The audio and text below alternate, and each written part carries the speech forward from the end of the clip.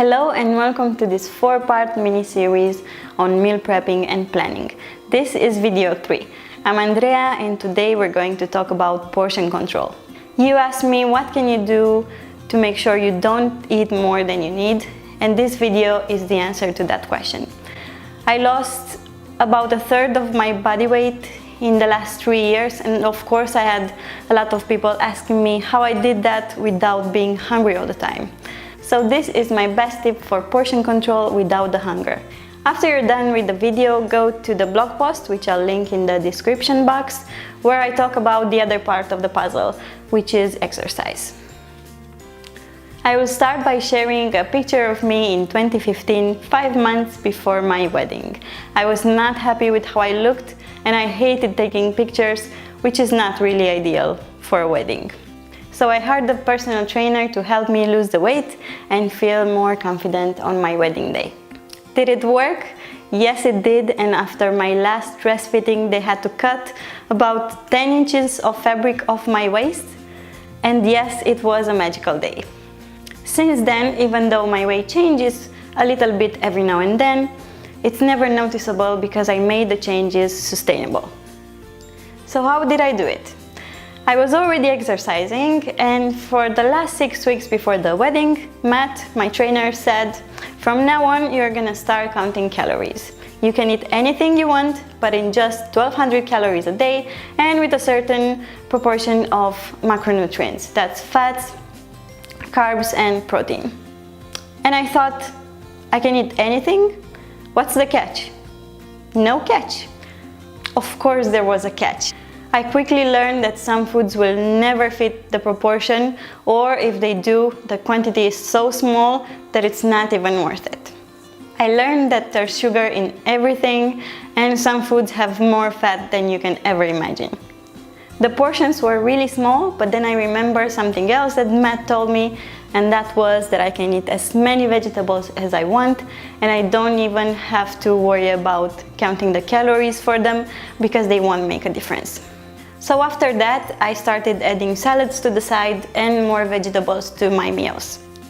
Pretty soon, the salads were huge and my belly was happy because I was having that satisfying fullness sensation after every meal from the volume of food I was eating. Let me give you an example. In my right hand, I have 25 grams of cheese. Well, it's tofu, but let's say it's cheese. It's 100 calories.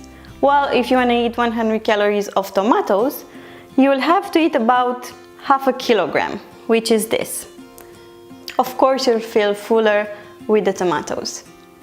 Okay, that was a bit extreme. Let's see another example. If you want a snack, in my left hand I have 60 grams of tortilla chips for about 300 calories.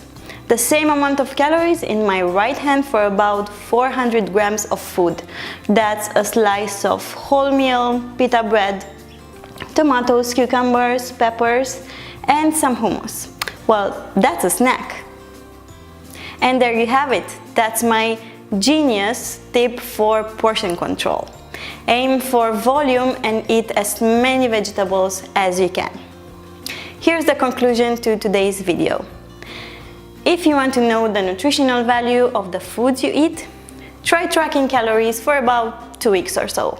And if you want to make a truly healthy change in your life, cut 1/4 of your portions and replace that with vegetables. You're not only keeping your weight in check, but you'll get a healthy digestive system and healthy skin as a bonus.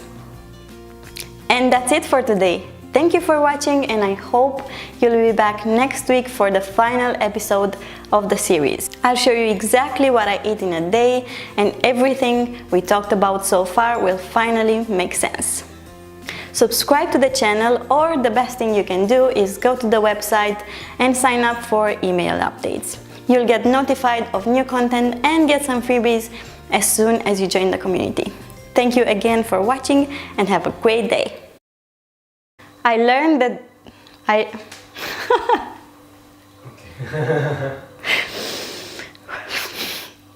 my belly was happy.